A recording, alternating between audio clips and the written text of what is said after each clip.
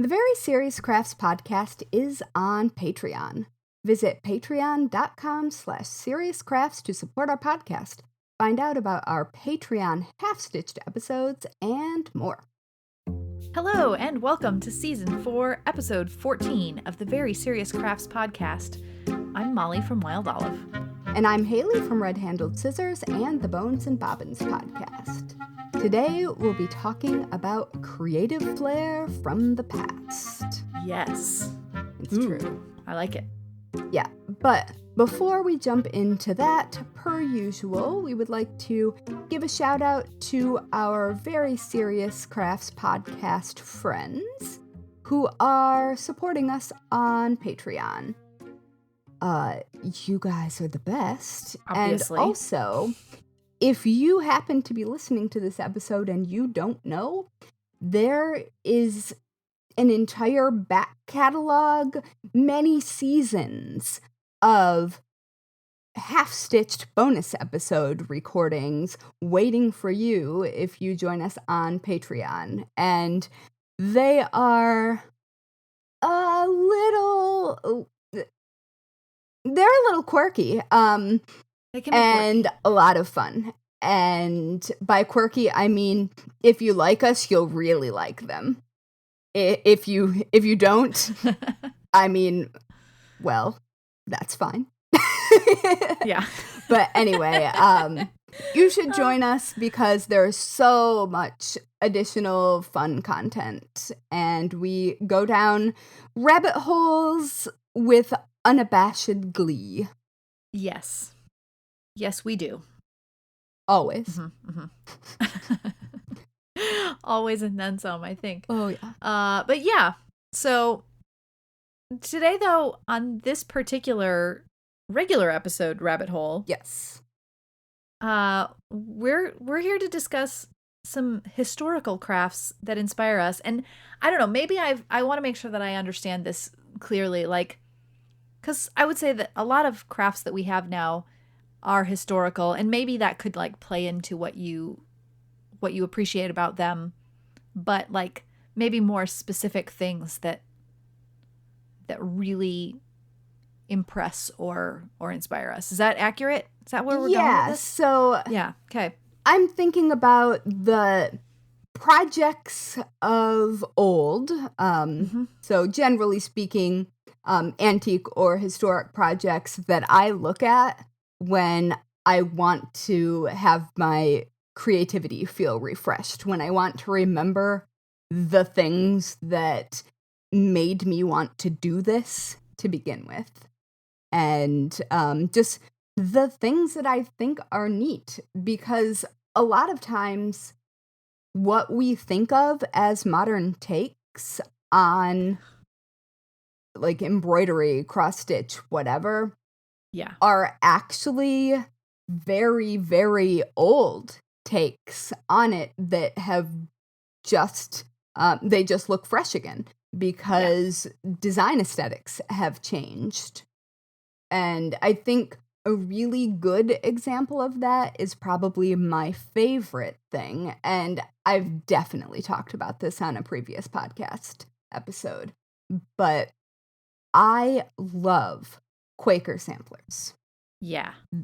Because they are, I mean, sometimes they're black work, sometimes they are colorful, but not in a very specific way, not in sort of a almost muted tones, but sometimes very saturated muted tones, if that makes sense. So like very saturated rusts and dark blues and just things like that. And I love them for reasons that people would probably think that I would hate them, which is they're very geometric, which I absolutely love about them. And they are, generally speaking, cross-stitch. I don't think I've ever seen one that wasn't cross-stitch.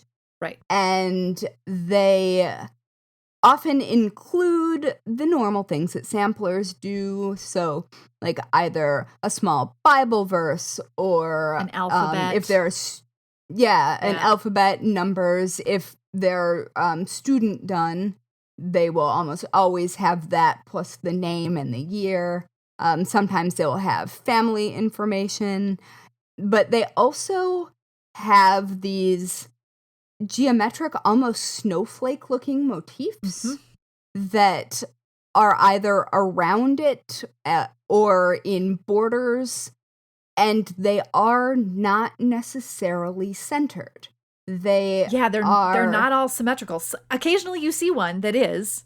Yeah. But and I mean, the designs themselves are symmetrical, but they are not necessarily symmetrically stitched on the piece. They might be offset by a few or by a few squares. Yeah. And so I just really like them because it's so hard to make something like that look good and on purpose and not like a mistake. Yeah. And all of these all of them that I have seen that are really cool examples, they look really, really on purpose. They do not look as though someone has miscounted. And I love them. I also love like black work and red work and stuff like that. And this is very, very heavily borrowing from a lot of those traditions. Yeah. In this category, first of all, I wanted to be like looking at some of these while we were discussing them. Yeah. So I have just found a link that you absolutely need to see if you haven't seen already. I put it into our little document so that you can find it. It's under the show notes section. Wait till you see this. We're gonna pause while Haley clicks and it loads up. Has it come up yet? Do you see what this is? You know what's funny? I posted yesterday on my Instagram stories maybe something by this but it's amazing. This is a Quaker style sampler, but it is all Halloween themed. So there's several witches. I am utterly delighted. There's like a little pumpkin person, couple pumpkin people, all that sort of thing. Lots of black cats. Yeah, crows, some Dracula, pumpkins, all of But ghosts. The words I think are maybe my favorite. Yeah. Owls, creepy, bats, cats. October 31st, and then there's a year, which would need to be But it's it's adorable. Now, it's like all of my interests meeting in one place. Candles, we've got candles. Yeah, it's good. So a friend of mine recently purchased a sampler kit. It's not quite the Quaker style, if I recall. I'll have to find a link for it, but it's a dinosaur sampler that is just, it's wonderful. And when she showed me that, I instantly started thinking, I really, really, really want to design a cross stitch sampler in this feeling, the dinosaur one she has, and then this one. Yeah. I'll find that dinosaur one to put in the show notes. It only comes as a kit from Russia. It's expensive, but it's gorgeous. So, but I just that, like you said, like a historical craft that inspires us now. This is perfect. This is perfect for that. I love it. They blow my mind. Every time I look at them and every time I see new examples, it's one of those things that just makes me immediately want to go off and design a thing like that. Or there are very few things that I also just would stitch someone else's pattern because I don't generally do that because I do design. But I would absolutely work on a reproduction of some of these just because they look so cool. And you can get kits that are reproductions of historic samplers. And all you have to do is a Google search. I went under the Google image search so that I could just be looking at those. And then there's like they give the little subcategories, and those subcategories will take you down like specific historical samplers. The Ackworth School is the specific group of samplers that I find to be most inspiring. They are schoolgirl samplers from a school called Ackworth, and I just love There's them. also like one of the categories was a Forget-Me-Not, which it seems to be like a historical one, but also like that there's similar things in that category. Or there's the Hannah Gilpin sampler, and then there's reproduction patterns of it and different ones that apparently Hannah made. But yeah, it is a whole world. Yeah. And like a lot of these have historic significance, and you can learn all about the different needle women who have made a lot of these, because their styles are so specific to them and so recognizable that, like, much like some quilters, you can tell who did it, even though it's something as seemingly generic as cross stitch, and you wouldn't think you would be able to tell the difference, but you absolutely can. And I think that is really, really interesting. And I would have been mad if I had been made to do these as a schoolgirl, I think. Or maybe I would have really enjoyed it. I'm not sure. But they are just so interesting and so weird. And I married into a Quaker family. I had a Quaker wedding. Like, I have at least some insight into the traditions by way of my in-laws. And it is...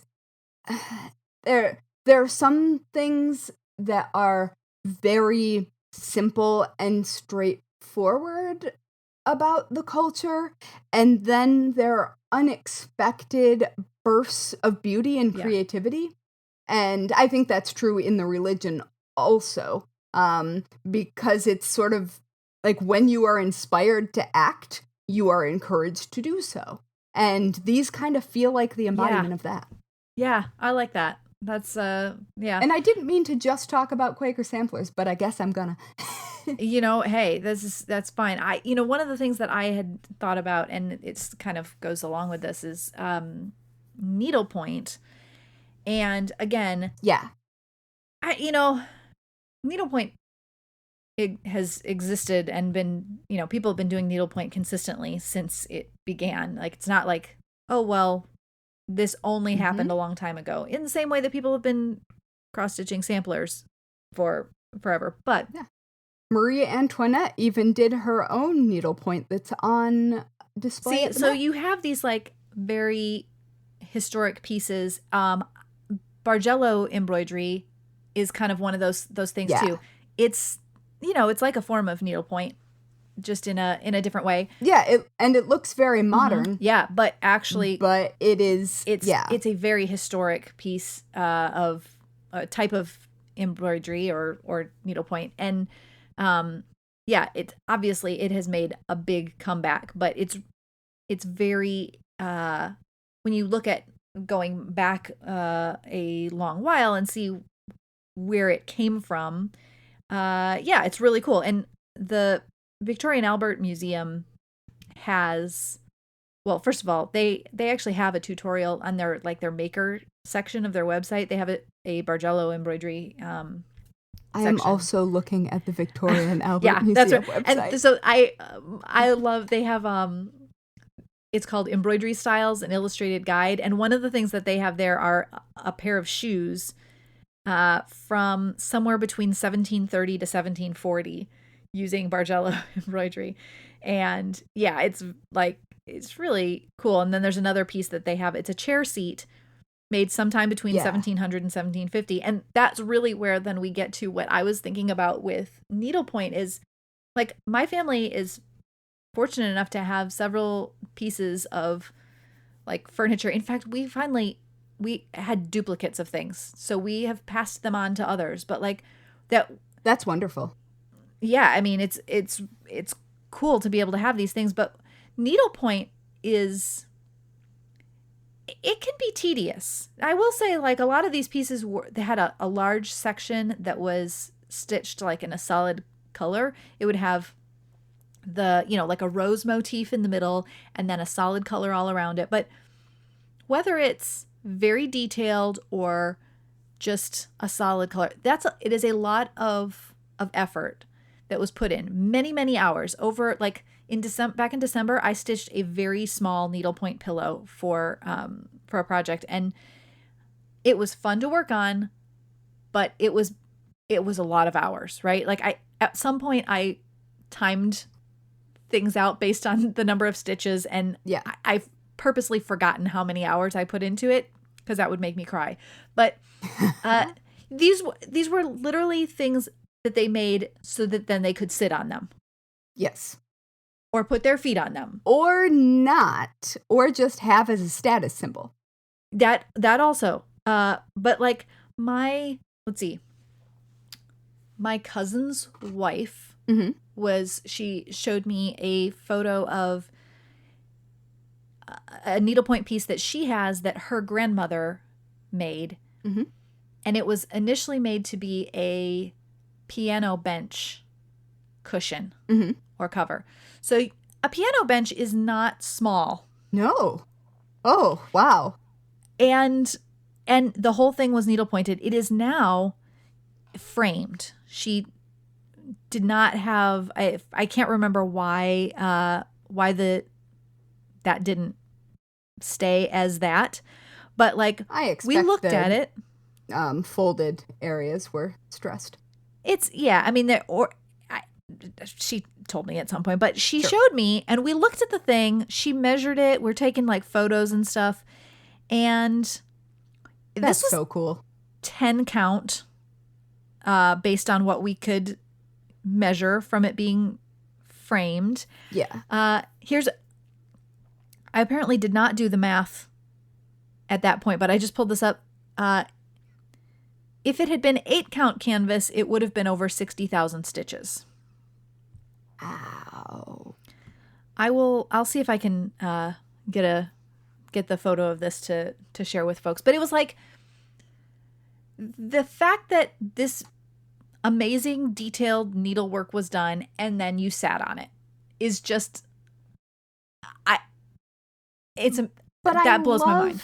Using things. Yeah. Like, my grandmother specifically, my mom's mom, gives me the family fill in the blank, like the handmade stuff, the embroidered stuff, because she knows I will use them.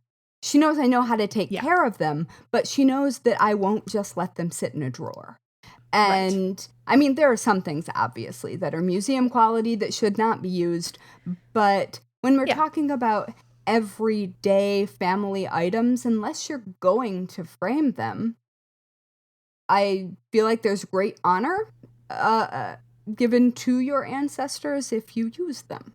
Yes. In the way that they were intended. I mean, some things were not intended to be used. Some things were intended to be decorative. Yeah. But many things weren't. Yeah. I also just found something that blew my mind completely by accident. Okay. I found the thing by accident. I guess it also accidentally blew my mind. But when I had pulled up the Victoria and Albert Museum article on the history of needlework samplers and hadn't looked at it. And there is an example of needlework that looks just like it very, very clearly was several steps before Quaker needlework would have even existed, from 14th to 16th century Egypt.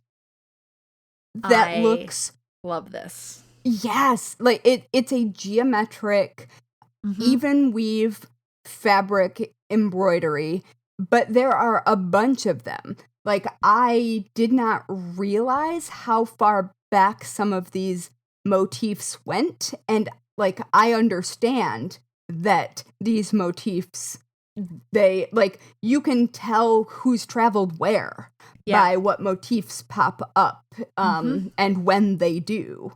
And so my mind is just a little bit blown. I realize that even weave fabric does lend itself to geometric embroidery, but some of these things are like, they're very recognizably similar Yes.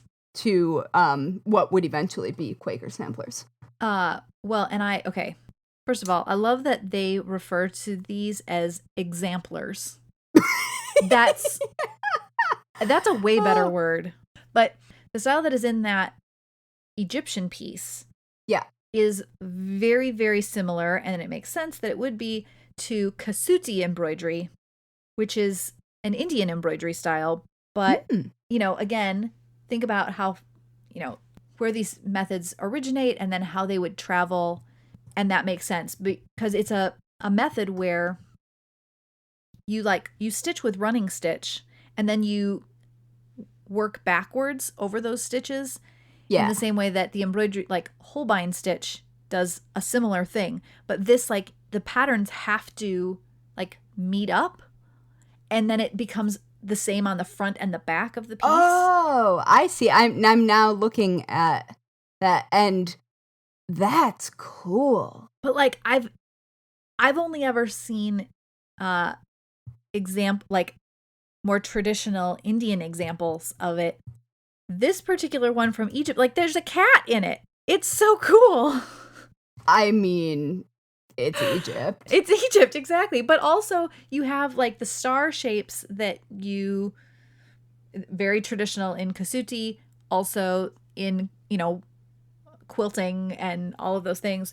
But yeah, these just make me very excited. And Yeah. yeah. Well, it's so, I mean, it makes sense given that the population, like humans broadly, Mm-hmm. were there and then historically expanded to other places. Yep. And so you do get more isolated populations that develop specific techniques that are disconnected from those original lines just Mm-hmm. by way of a population being isolated. But it's I love that when you're looking especially at specific kinds of making, it becomes incredibly clear how connected people are. And Yes. that sounds kind of corny, but like, you can see the direct lines that connect different people from different places as they moved further away. And I think that's really, really cool, especially in a world where at the moment it seems pretty divided and chaotic. Yeah. That it makes me very happy to see an example, or to be able to see how we all kind of do things the same way. And it makes sense that we would do them kind of in the same way, but yeah, Oh, absolutely. you don't often stop to think, "Oh, well, this was just the logical next step," or, whatever. But Right. um yeah, and I just, if this kind of stuff excites you, definitely like spend some time on the V&A Museum website because they have The so V&A many Museum website is amazing. Yes. It's They do just, a really good job. yeah. If you have the opportunity to visit at some point someday, if you can go and visit there, like, do it, because it's, Ooh, I have not, oh, because I have only been to airports in London. well, I've been there twice and I still haven't seen the whole Or at thing. least I assume it's in London. Yes, it is. It Oh, is. wait, I know that. Yeah. I know that from the book Red, White, and Royal Blue. Okay. Yeah. It's overwhelming, to be honest, but it's so cool. Yeah. So yeah. I mean, I've mentioned this before. I have a friend who works in the textile department at the Met, and so because it's a public museum, you can have them pull things from the collection so you can see them. Yeah. And most people don't know that, and very few people do that. But you can have them pull a specific number of items and then just go in and look at them.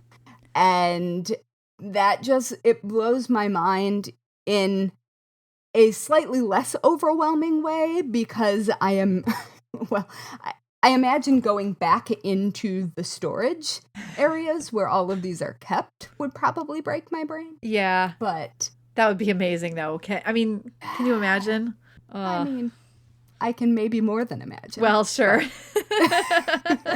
Sure, you can. You can. But oh my goodness, it's and that is a short history. Like, American history does not have the breadth that European history, and definitely not of Middle Eastern history. Right. And I mean, some of the items obviously are not from American descent, because that is not the point of this particular museum. Right.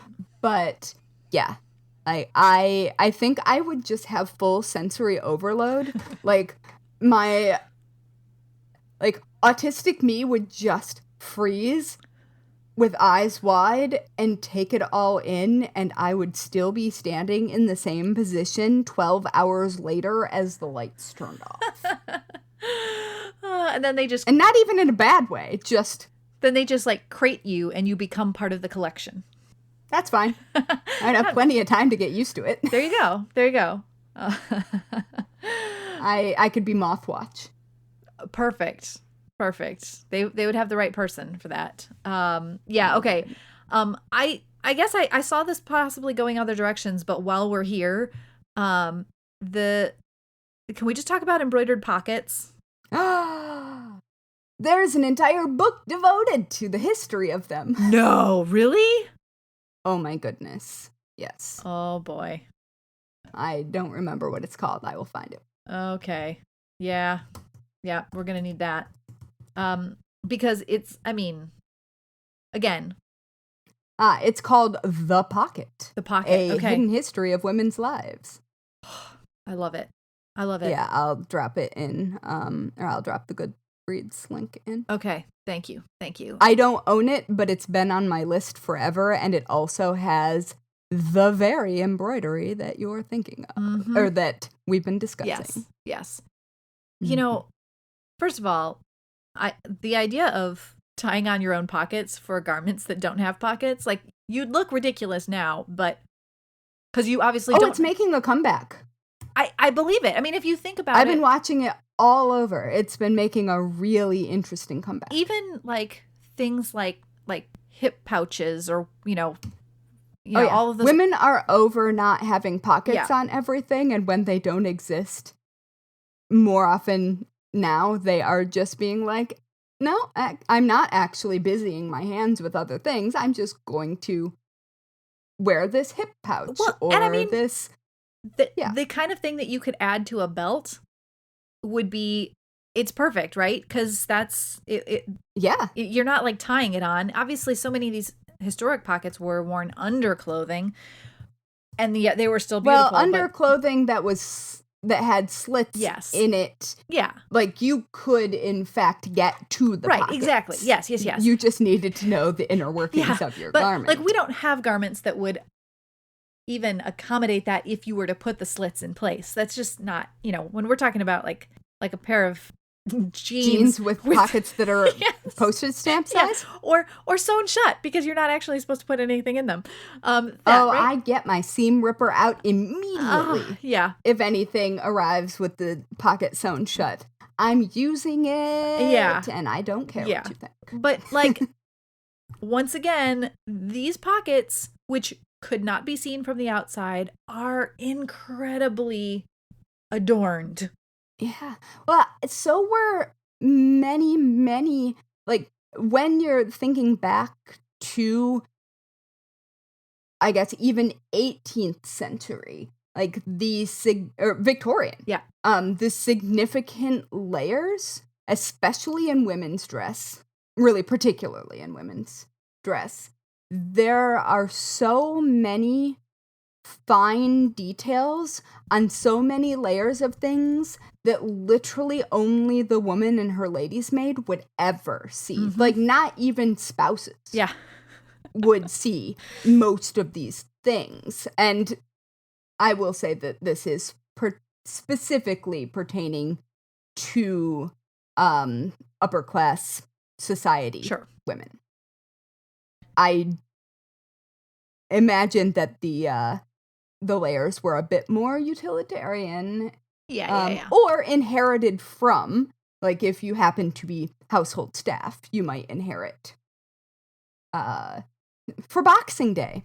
The history of Boxing Day, in fact, is people from estates boxing up treats and things to give to their servants, and they get the day after Christmas off and take the boxes home to enjoy them. See, there you go. I guess I had not looked into that history, but well, now it's like, I know. You're boxing up the stuff that you don't want, I think, to donate or do whatever. It's not dissimilar, but I heard it on a podcast.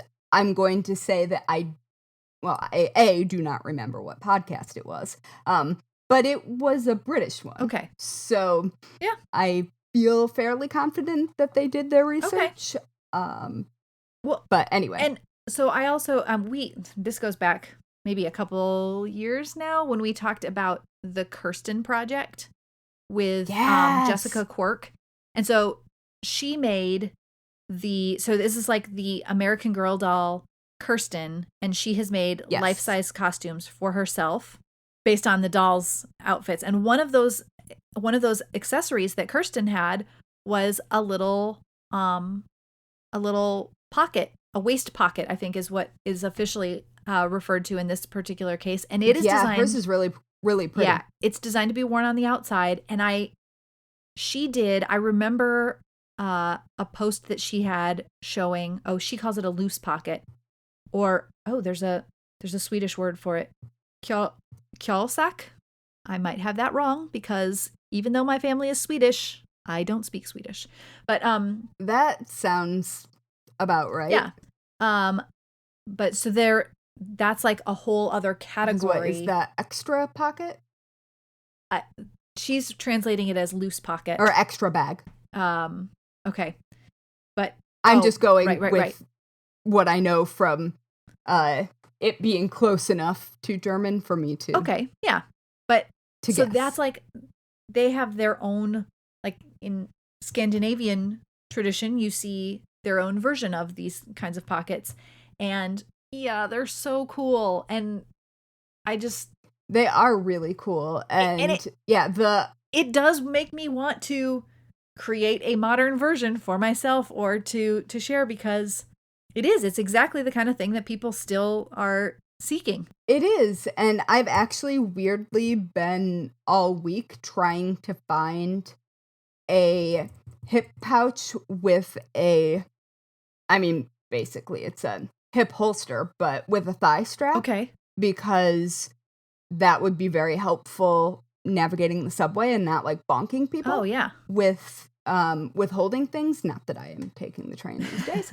But I can't find one that isn't wider than me. Okay. And so I'm gonna need to design one, because they're largely designed to be for men and women, and I just happen to fall on the far end of that possibility. But see, I feel like that just means that you need one that would also fit like a teenager, really. I want you to know, related to that, just so you can shake your head with me. I had to purchase a new bike helmet this week. Uh-huh. And I had to purchase it in youth small. Wow. Oh, you've got a small head. Come on. No wonder I've always looked like I was wearing like another head on top of my head with adult bike helmets. But anyway, just under 21 inches in case anyone was wondering. Okay. Oh my. And babies have big heads, so. Okay. Well, it's true. It's true. Head circumference doesn't grow all that much. It's true. After a certain Trust point. me, my brother Anders, who really helped us get a lot of things set up for this podcast. Shout out to him. I love Anders. He had an enormous head as a baby, to the point where we joke that it may not have actually changed all that much since then. He had a very large It's head. entirely possible. Yeah. It was actually kind of adorable. So. Okay. That's really funny. And I'm sorry to take it down that rabbit hole. It's just that. It's all right. I'm telling you, I'm over here scrolling through the Kjolsaks from the Digital Museum in Sweden, and I'm putting it in the show notes, and everyone is just gonna. Oh, please do. Yeah. Yes. I feel like maybe we should make a Patreon level specifically for getting this thing that we will inevitably design at some Yeah. point. I also, as you were saying what you need, I was thinking we should design these in tandem and release them together. Well, I'm glad that we still are reading each other's minds. Uh-huh. We've been overlapping a lot today. We have, and I like it. These are amazing. It's an extensive list. I love the like clamshell design, the metallic clamshell design that has like almost a gigantic jewelry loop for going onto belts. Mm-hmm. Well, that seems like something I would break immediately. Yeah, some of these, but also I like. Yeah, some of these are very much like a coin purse with the really, satisfying little snap top kind of a thing. But then they can hang. Remind me of chatelaines. Yeah, but for wearing around your waist. I have a chatelaine hanging right next to my head. Of course you do. A real one. I'm a little envious because that is on my list of things too. I think the first time I ever saw a chatelaine was at the V&A Museum, because it all seems to be connected. Yeah. Everything goes back to the V&A Museum. I don't think there has ever been an episode that we've had that I couldn't have found something related to it at the V&A. Probably true. It is like craft history museum unofficially, I would say. I mean, yeah, I really officially, probably. Well, yeah, but no one has officially declared it to be that, but it's as close as you will ever get. So, yeah. I don't know what the mission statement of the V&A actually is. I don't know. You have to ask Victoria and Albert what they were thinking about it. I've researched that once. That doesn't help because I don't remember. Yeah, well, gosh, and by the way, this particular collection of these pockets, unfortunately, a lot of the things to go along with it are in Swedish, so you have to go through some extra steps to get to reading them if you're an English speaker. However, or a speaker of any language really, but there's a lot of information. It's really cool.